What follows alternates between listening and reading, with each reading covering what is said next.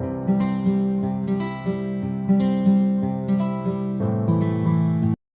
hi guys. Today we're playing Choices, the Freshman, Book 3, Chapter 12. I forgot the title was something about disasters. As the crowd shouts and jostles around you, you lose sight of your friends. You hear glass shatter somewhere across the room. Everybody calm down. Soon security starts grabbing people and throwing them out the door. You try to pick yourself up off the floor, but you keep getting knocked down by the rushing crowd. Suddenly, a pair of hands slips under your arms and lifts you up. Hey, I've got you.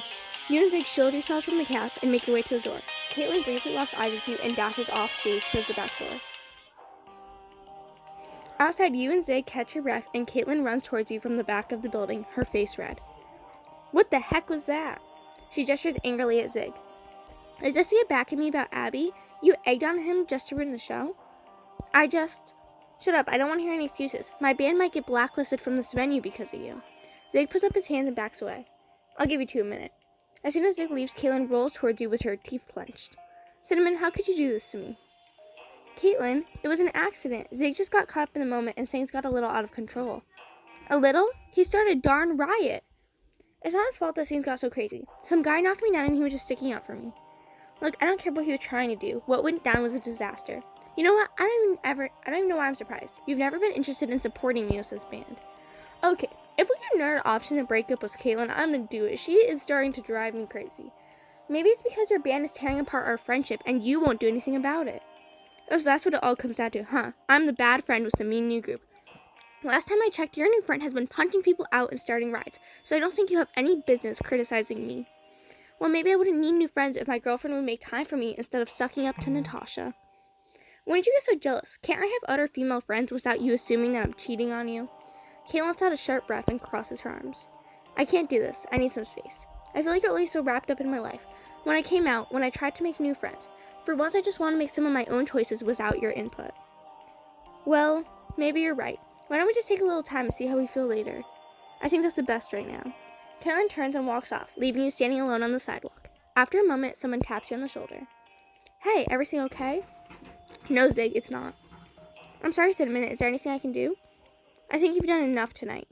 Listen, I don't mean for things to get so out of hand. Zig, good intentions won't fix this. You didn't plan it, I get it. But now Caitlin thinks I'm responsible for ruining her show, and she's furious with me. Well, screw her then. Sounds like she's just lashing out because her show didn't pan out the way she wanted. Don't try to put this back on her. She has every right to be upset. Whatever, it's your choice, but it sounds like you two are having problems and she's dragging you down.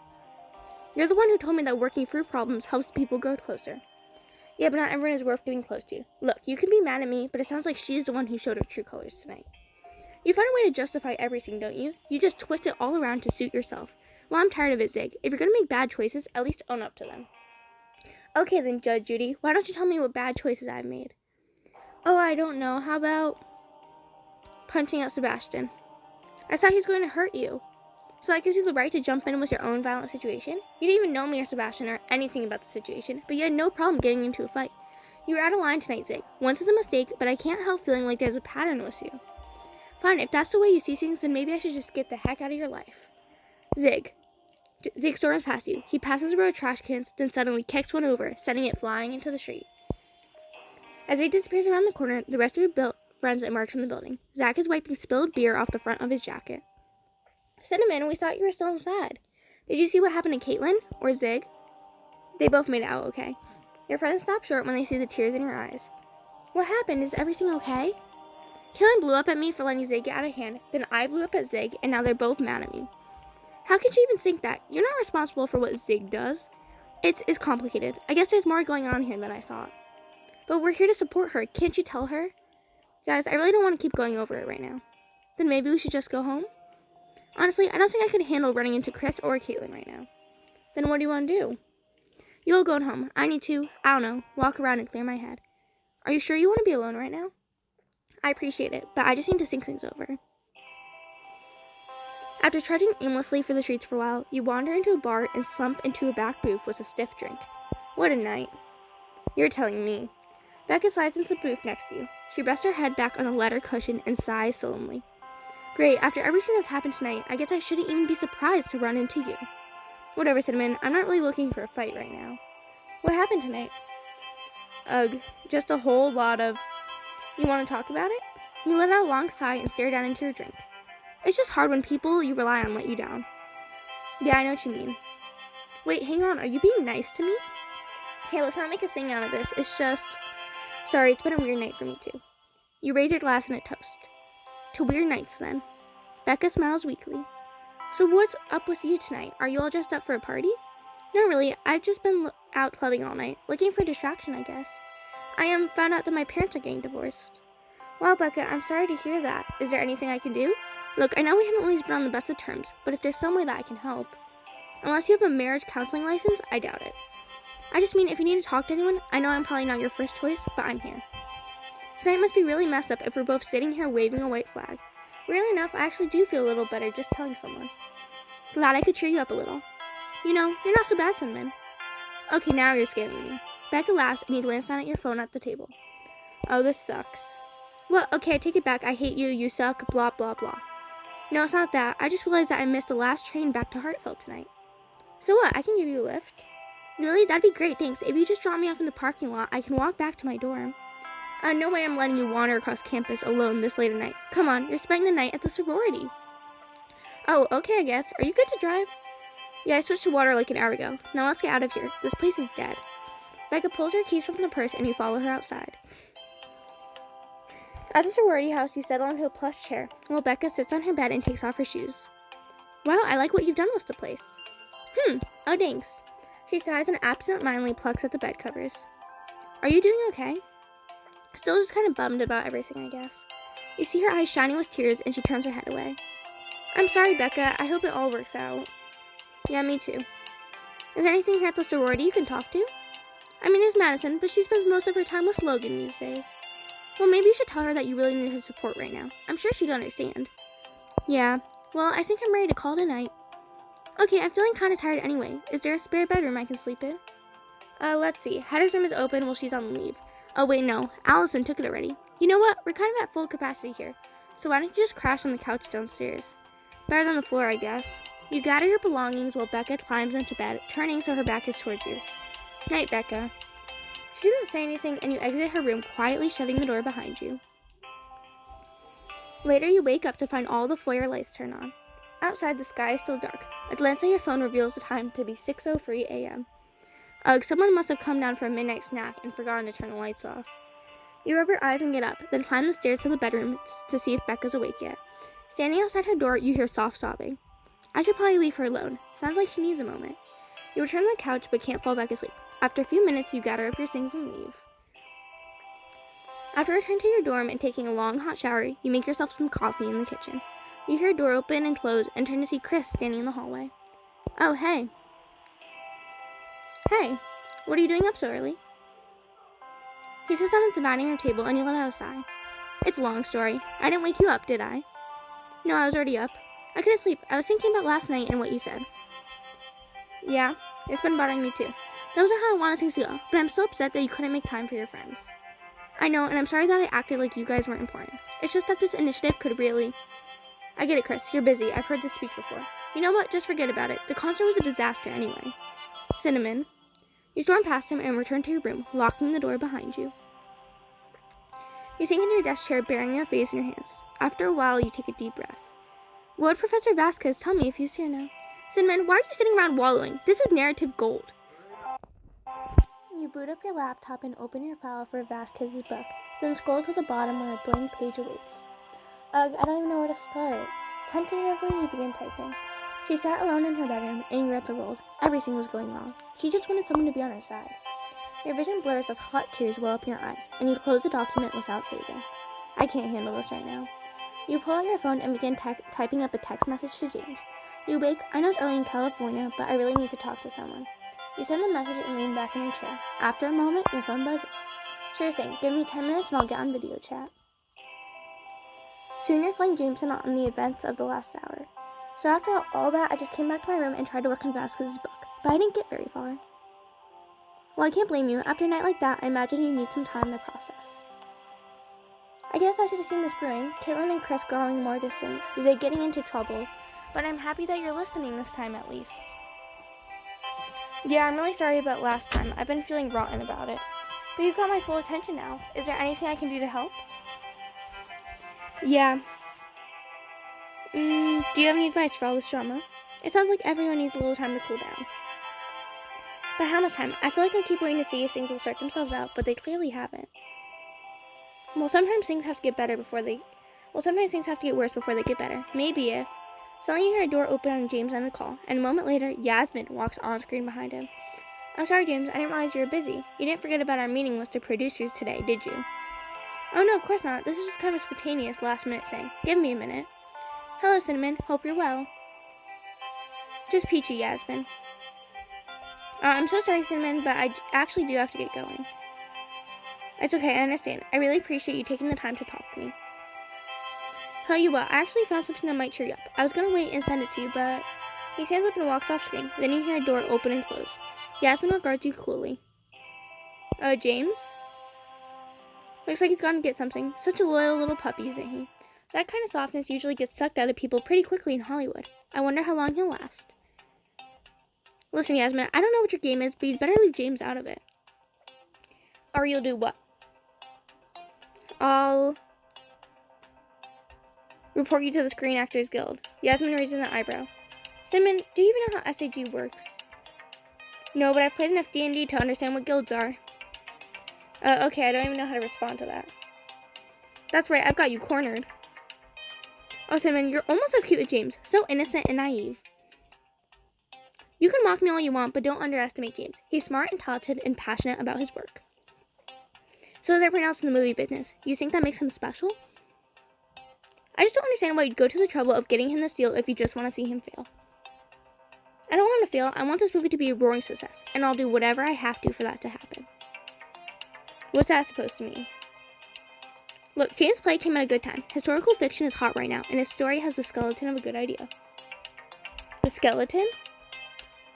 Well, obviously a lot of things will have to be changed. Most of it, actually. I think we'll keep a few characters, but by the time this movie's finished, it will hardly resemble James' original script. Does James know about this? Well, I suppose it's fun. He's having such a good time after all, and maybe soon he and I can have some fun of our own. But he'll have to learn how things work around here eventually, just like everyone else in this business. And what's going to stop me from telling James any of this? Go right ahead. Do you think that's going to convince him to walk away from the opportunity of a lifetime? Not even out of college, and he already has a major movie deal, and an attractive manager who's ready to show him a good time. Don't you dare. At the moment, James enters the room holding a piece of paper. Found it. Okay, Cinnamon, I found this funny note from Professor Vasquez in my papers. You have to hear this. Actually, James, we really do need to get going. Oh, okay. Sorry, Cinnamon. Hopefully we can pick this up later. Yes, but... Bye, Cinnamon. Great seeing you again. No, listen. Before you can finish your sentence, the video feed cuts out. I don't believe this. You run a hand through your hair and then open your eyes. Finally, you pull open your desk drawer and grab the plane ticket that James gave you. James, I'm coming for you. Can you save James and set things right with your friends? Find out in the next installment of The Freshman. After landing in LA, you catch a taxi and call James. Hey, did you get my text? I just saw it. You're here? Almost. If you text me the address of the studio, I can meet you there. Will do, and I'll make sure security knows to let you through. I can't believe you're in LA. This is such a nice surprise. Hey, I'm the one who jumped on a plane, and I can hardly believe I'm here either. See you soon. You make your way to the lot where James' movie is being filmed. As you enter the set, you spot James standing near one of the lighting rigs. He turns as you approach and breaks out into a huge grin. When you reach his side, he wraps you in a tight hug. Cinnamon, I can't believe it's actually you. The feeling is mutual. Looks like you got the LA makeover. Oh, this? Yeah, well, my sweaters weren't really working with the California heat.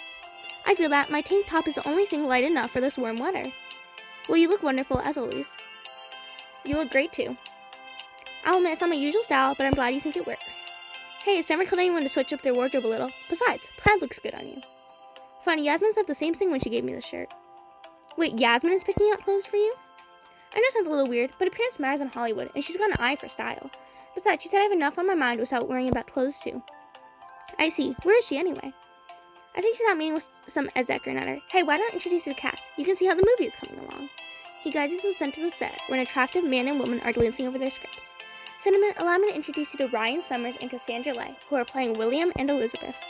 Pleasure to meet you. Are you one of James' friends from school? What a treat to have you here. Thanks, I'm really excited to be here. You know, I've never met any movie stars before. Oh, we're just normal people like anyone else. Yeah, when was the last time you tried to cook your own meals? That's what I saw. Hey, no judgment. Left to my own devices, I basically live off of instant ramen and energy drinks. Well, aren't you sharp? I can see why you and James get along. Trust me, Cinnamon is as sharp as they come. She even helped me stage my original production of this play. Speaking of the original, I can't wait to see what you've done with it. Do you have your costumes yet? We're in costume right now, actually. Really? But it's set in the Victoria era. Shouldn't we be wearing cravats and bustles and stuff? Oh, the producers changed the period to the 1930s. They felt like the original setting was too stuffy. But that completely changes the nuances surrounding William and Elizabeth's relationship. Yes, well, there have been a few modifications made to the script, but that's Hollywood. You revise until you have something marketable. The premise now is that Elizabeth is the daughter of a wealthy socialite who falls in love with William, a smooth-talking gangster. When he gets caught up in a gruesome murder, she must choose whether to believe him and defend his honor, or throw their love away and let the law have its way with him. So it's basically a completely different story. Well, no, not entirely. I mean, a lot of the play's themes are still present in the movie. The themes, James, what did it make the cut? Before James can reply, a crew member holding a clipboard barrels into the middle of your conversation. Where the heck have you been? Shooting's been delayed half an hour because of you. Are you talking to me? If your name is Anna Leanne Harvey. My name is Cinnamon. Really? Darn it, I have her down as an extra for the latest Crown in the Flame episode, but I can't track her down. Whoa, Crown in the Flame feature? My friends and I love that show. Well, it's not going to be much of a show if I can't get someone to fill in for this missing extra. Hey, this isn't exactly standard practice, but maybe you could fill in. Me? But I'm not a professional actress. You were the lead in my play. If you can rise to that challenge, then being an extra should be no sweat. It's a pretty easy role, just a few stage directions to follow. Heck, I could do it if I was in managing the set. You might even be able to convince some of the actors to give you autographs. Tyler and Abby would be all over that. Actually, I'm just here to see my friends, sorry. Dang, hopefully I can find someone to fill in. Otherwise, we might have to push back the release date. Good luck. I hope it works out okay. The crew member rushes off, muttering into his walkie-talkie, and you turn back to James. Wow, it seems like things can get pretty crazy around here, huh? That's Hollywood for you, and today wasn't even one of our super busy days. We're just about done here, so why don't I take you out and show you some of the coolest things to do around town? That sounds great, but wait, don't you need to stay here to work on the movie? Oh well, I actually don't have much to do on set today. I mean, obviously it's my movie, but I'm more of a narrative advisor. The director handles most everything else. Oh, I see. Anyway, it's time for lunch, and I know a really good Mexican place nearby. We could catch up over some delicious food. Perfect, no joke, I'm so hungry, I could eat, at least 20 burritos. You might change your mind when you see their portions. Let's start with 2 and go from there. After lunch, James points out some of his favorite places as you stroll down a small side street. And this is a really cool little bookstore that I stumbled into one day while looking for a laundromat. Wow, I'm amazed that you've gotten so familiar with the city in just a couple weeks. Yeah, well, I guess without any friends over here, I end up wandering a lot when I need to blow off steam. You have that much free time? I thought your studio was working you to the bone. Well, they were at first, but now that the screenplay has been finalized, I honestly don't have much to do on set. It must be hard. I mean, you're here all alone and watching your work get transformed? I hope it's not too much to handle. Oh, I survived, but you wouldn't believe how excited I was when you told me you were coming to visit. What made you decide to drop by out of the blue like this? Honestly, I'm worried about you. Is everything really okay? All this Hollywood stuff has got to be a little disorienting. Well, sure, moving to a new place requires some adjustment, but I get to work on my dream project, and the studio is taking care of me. Are they though? I just can't help but feel like something's a little off here. All those rewrites they had you do, and the stay on set hearing about how much the story has changed, it doesn't even feel like your play anymore. Cinnamon, I really do appreciate you looking out for me, but this is just how things are in this business. Sometimes you have to compromise a little. As long as you're okay with it, I guess. James smiles and puts a hand on your shoulder. I'm fine, Cinnamon, really. He wraps an arm around your shoulder and gives you a light squeeze. I guess I've been feeling kind of bummed because I haven't been able to lean on you as much lately. Because of the time I kind of blew you off over Skype, Cinnamon, I'm so sorry about. It's not that, I mean that didn't help, but... Well, what's on your mind then? It's this whole Yasmin thing. I feel like I can't even talk to you without her interfering. Look, James, I know you don't want to hear this, but I really do think she's up to something. Again with the Yasmin thing? Come on, Cinnamon, I see her all the time, and I've never gotten any weird vibes, and you've talked to her, what, a few times? James, listen, there's something wrong here. I mean, there was the stuff I overheard when I dropped off your papers. And when we were at the airport, she basically threatened me. And yesterday when she interrupted our video call. Cinnamon, I trust you, okay? But you have to understand why it's hard to believe this when she's never stepped out of line with me before. Of course she wouldn't. She doesn't want you to be suspicious. I don't know, Cinnamon. I feel like you're misreading her. Are you sure this isn't stemming from you being upset about me leaving? That's when all this seemed to start anyway. James, I know what I heard. How can you think I'm making this up? I don't think that. I don't know. Without any proof, it doesn't fit with the Yasmin I know. If it makes you feel better, I'll try to be on my guard around Yasmin, okay? If she tries anything, you can say I told you so. Yeah, I guess that's all you can really do at this point anyway. Don't worry, I'll keep you in the loop. Just then your phone buzzes. You see Keelan's number flash on your screen, but you don't answer. But let's not dwell on this stuff. I want you to have fun while you're here. How would you feel about a little trip to the beach? I thought this ocean is still supposed to be pretty cold this time of year. And I keep moving and you adjust to the temperature pretty fast. Well, it's tempting, but I didn't even think to pack a swimsuit. She said, we're in the middle of one of LA's best shopping districts. You can just buy one. I'm no fashion expert, but I've seen some fairly stylish swimwear in the shop windows. Well, I don't like swimming that much anyway. I'll just wade in the shallows. Well, suit yourself, or rather, don't suit yourself. But I've got my swim trunks in my bag, so I'm going to dress for the occasion. Fair enough. Okay, lead the way, beach boy. At the beach, he watched the waves lap against the shore, while waiting for James to emerge from the changing station. Okay, I'm all changed. Still not used to wearing flip-flops, but I'm learning. I'll let you splash around for a bit while I take a stroll. Come on, landlubber, I don't think you came all the way here not to spend time with me. I can swim alone anytime. Let's do something together. What have you got in mind? Do you like beachcombing? Beachcombing? I love it. When I was a kid and my family went to the beach, I'd always come back with a basket full of treasures. Treasures? Did you ever find anything valuable? About $100. Wow, really? $10. I should have seen that one coming. Anyway, you're going to love this beach. Apparently a fearsome pirate named Captain Jimenez crashed his ship here a couple hundred years ago, but people still find relics in the area today. I figured we could try our luck. Well, why don't you tell me there's actual treasure involved? Let's go find some doubloons. You and James stroll along the beach, scanning for disturbances in the sand. Keep your eye out for anything shiny. Let's check out that rock cluster. You and James walk up to the pile and start shifting some of the stones around. Oh, what did you find? I found a moth. The moth flies up and briefly lands on your nose, then flutters away. Guess we disturbed her resting space. Too bad she wasn't resting on top of a treasure chest. You walk further along the shore and continue your search. Let's look under that shack. Maybe there's some treasure buried underneath it that no one has found. You and James crawl into the shack and begin digging for the sand. Hang on, I've got something. Yeah, let's see. It's a shotgun shell. Well, that's different. Not the kind of shell you'd expect to find on the beach, huh? Man, I was really hoping we'd have better luck finding something cool. Well, let's keep at it just a little longer. You head further down the shore where there are a few people around. Where to next? How about that driftwood? You stick your hand for the cracks of the driftwood and begin groping around. Hang on, I think I've got something. James gazes down eagerly as you withdraw your hand from the log. Oh wow, a doubloon. I can't believe it. Do you think it's real? Well, I'm no expert on historical pirate artifacts, but it looks pretty authentic to me. I probably have to turn this over to a museum or something, don't I? Hey, finders keepers, I won't tell the treasure police. Yeah, but maybe Captain Jimenez will haunt me while I sleep. At least you can say that you found some actual treasure. Hey, getting to spend the day with you is enough of a reward for me. Awesome, man, I feel the same way. I hate to drag you away, but it's getting kind of chilly. Why don't we head back to my place and order a pizza? Fine by me. I'm starving after running around the beach all day. Great, I'll call a cab and you think of what toppings you want. Later, you and James curl up on one of his plush couches, sharing a pizza. James, that was the most fun I've had in weeks. I wish I could do this every day. I'm glad, and honestly, I really need this too. I've been adjusting to LA pretty well, but I'll admit that I get homesick sometimes. When I'm wrapped up in my work, it's fine, but seeing you makes me remember what I'm missing. Well, I can't say I blame you. It's a lot of change all at once. Sometimes I wonder if it wouldn't be easier for you to just come back. Maybe it's a selfish thought, but I think it might be good for you. Cinnamon, I didn't come to LA because I thought things would be easy. Passion takes work. Why would I stop now when I've come this far? That's not what I mean. This movie is sidetracking your artistic goals.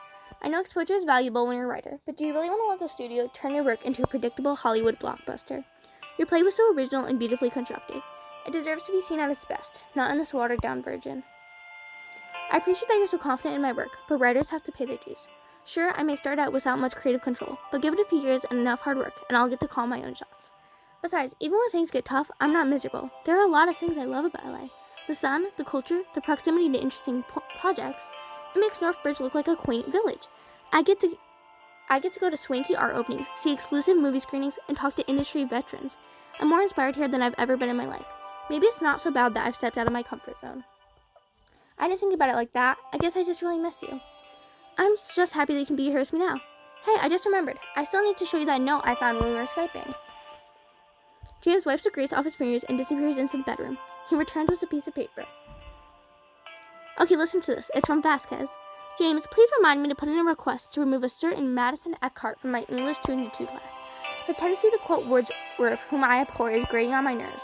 I'll admit that her insight into the solitary reaper was unprecedented and original, but her perfume sets off my allergies. Who would have thought that Madison had a knack for poetry? That sounds like classic Vasquez, though. I thought you might get a kick out of it. It's nice to find little reminders of him once in a while. Yeah. You reach over and give his hand a squeeze. Well, I guess we should get to bed. You do have an early morning flight tomorrow. I wish I could stay a little longer. It sucks that I have to get back to school so soon. Thanks for letting me crash in your swanky loft, though. Of course, you always have a place to stay, as long as I do. The life of a writer isn't all that stable. You're sure you're okay taking the couch tonight? I don't want to steal your bed from you. Don't worry about it. I'd rather you be well rested for tomorrow. And this couch is plenty comfortable for one night. Well, good night then. Sleep tight. You head into the bedroom, turn off the light, and climb into bed. Realizing how exhausted you are, you begin to drift off as soon as your head hits the pillow. You waken sometime later to the sound of voices coming from the other room. A glance at your phone shows the time to be 12:45 a.m. James, is everything? You walk into the living room and find James and Yasmin, who appear to be deep in discussion. At that moment, she reaches out and touches his arm. Yasmin, I don't understand. Come on, James, don't tell me you haven't thought about this. Yasmin, what's going on? They both roll around. Yasmin glares at you. James, what's she doing here? James steps back from Yasmin and blinks rapidly, perplexed. I'm here to make sure you stay in your darn lane. Big words coming from a little girl like you. She turns to James, seething. I just don't understand why you waste your time with her. Yasmin? Yasmin throws you a dirty glance, but before you can react, she storms out of the apartment, slamming the door behind her. James sinks down onto his couch and rests his head in his hands. Are you alright? I'm fine, don't worry about it. Don't worry about it, James. This proves what I told you about her. She's after you. Look, maybe you're right after all. Are you happy? No, I'm not. This isn't about me being right. It's about you being uncomfortable. Okay, yeah, she crossed the line tonight, but I can't just tell her off. She controls my career. I need to maintain a working relationship with her, or else all my hard work will be for nothing. Seriously? That doesn't make her actions okay. I mean, this has got to be in violation of your employee rights. Isn't there someone you can report her to? Hey, I'm trying to make a movie here. There are bigger things to think about than your own comfort. James, that's messed up. I don't think this place is good for you. I know you're going after a dream, but is all the sacrifice really worth it after everything they're butchering your play? Oh, so you're the arbiter of taste now. You can't decide what's worthwhile to me. You let out a sigh and throw your hands up in defeat. You know what, James? You're right. I can't live your life for you. I try to help because I care about you. But at the end of your day, it's your choice whether or not you want to listen to me. You return to the bedroom and begin packing up your belongings. James follows you cautiously. What are you doing? I'm leaving. I can just wait at the airport until my flight. Cinnamon, you don't have to leave. You clearly don't want me meddling with your life. Maybe I have been getting too involved. You dial a cab and head towards the door. But this place has changed you. You pull open the door and pause. James takes a step towards you, hesitates, then stops again. Good luck, James. You walk out of the apartment and into the night. Has showbiz ruined your relationship with James, or will he come around? Keep playing to find out. I know you guys want to see that, so make sure you leave a comment and subscribe. Bye, guys.